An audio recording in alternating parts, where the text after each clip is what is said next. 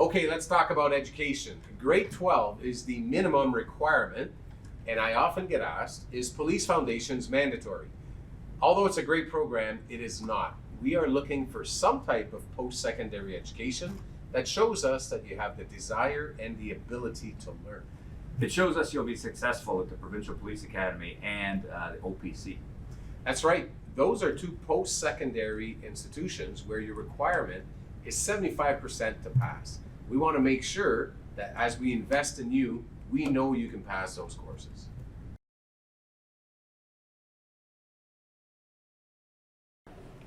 Okay, now we're going to talk about lifestyle and life experience.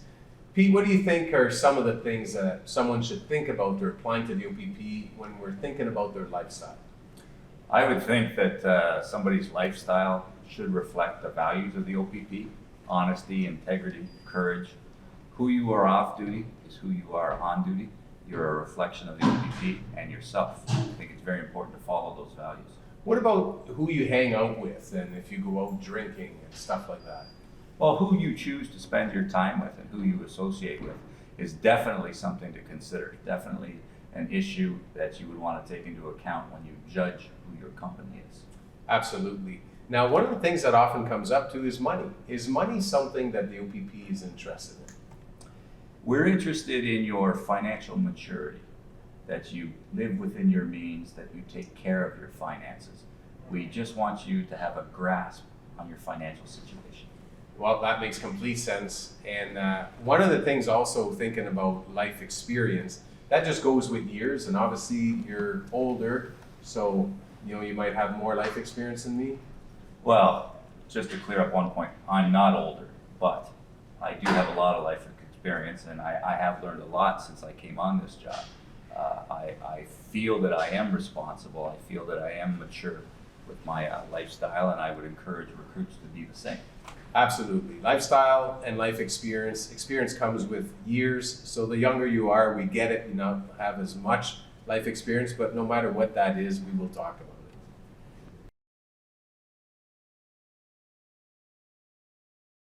All right, speaking about special skills now, that really could be just about anything.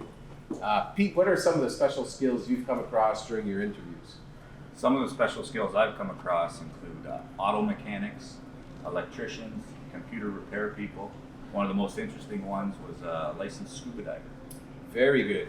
Don't be afraid to put it down. Maybe you speak a different language, maybe you're a pilot. Est-ce que vous parlez français? There's no harm in putting down a special skill. Yes, absolutely. You should record all your special skills and apply them to your application, at which point we will assess them.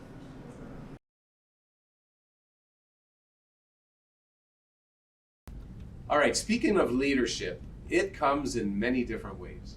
Absolutely. You could be a supervisor at work.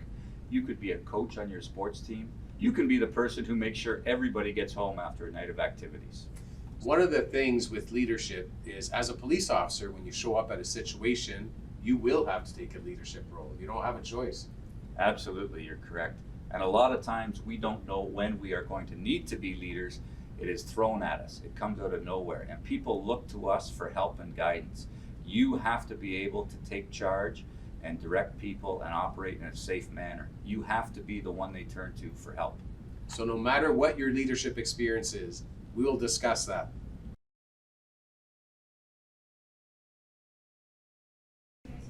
All right, to talk about communication skills, appropriately, we're in a training room for the provincial communication centers.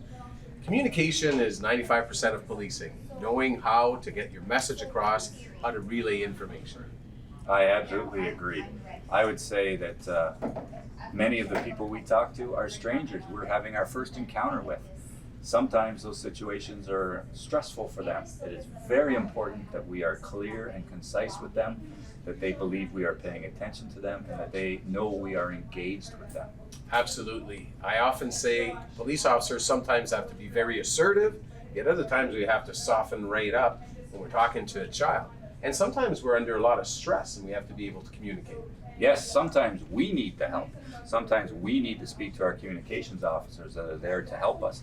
We have to tell them where we are, what we need, what the problem is. They have to be able to understand us while we are under stress. There are ways to practice your communication skills. I would say volunteering is a great way. Go talk to strangers, practice those skills, interact with people. It's very important, little things that we pick up on, like eye contact. Yes, eye contact and physical presence. Look at me when I'm talking to you, Pete. Okay, yes, eye contact, yes. I want to remind everyone also that being in a PCC here, we are always hiring for our communication centers. So perhaps you haven't looked at our website, opp.ca. Go look at the opportunities that are available. If you're thinking of a civilian role with the organization, we are always hiring. There are 4 PCCs in the province. They are all looking for people.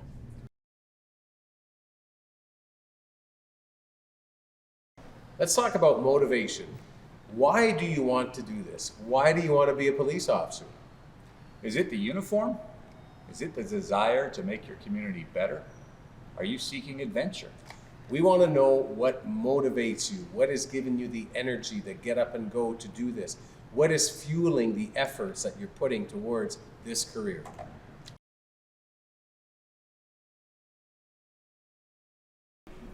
Now, talking about employment, it goes without saying we're going to speak to every supervisor you've ever had. We're going to want to know if they think you are reliable, if they would hire you back, if they would be a recommendation for you. There's no such thing as a perfect candidate. It's okay if you've been fired or disciplined in the past. Just be honest about everything. We'll talk about it. And be as accurate as possible.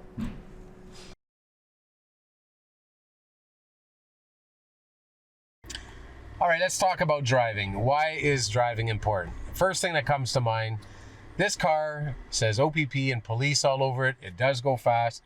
We need to make sure that you can keep it between the ditches, shiny side up, without bringing disrepute to the organization.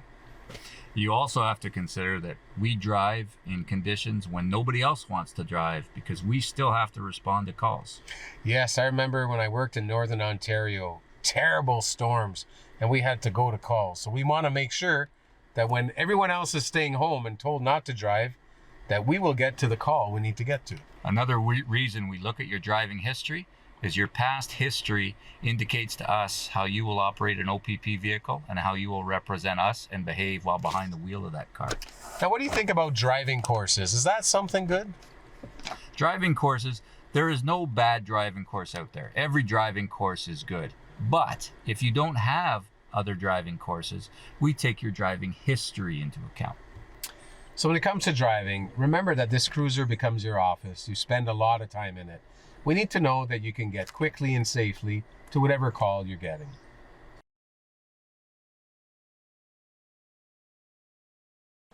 Okay, let's talk about volunteer work. What's your thoughts on that, Pete?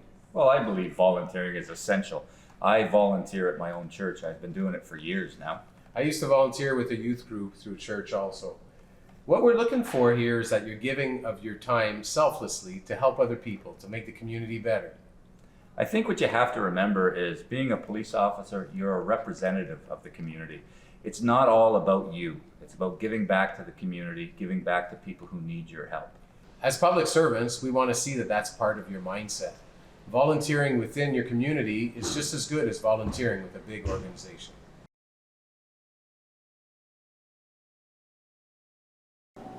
Okay, let's talk about fitness. Although all the areas of assessment are equally important, I think fitness is the one that's the most in your control.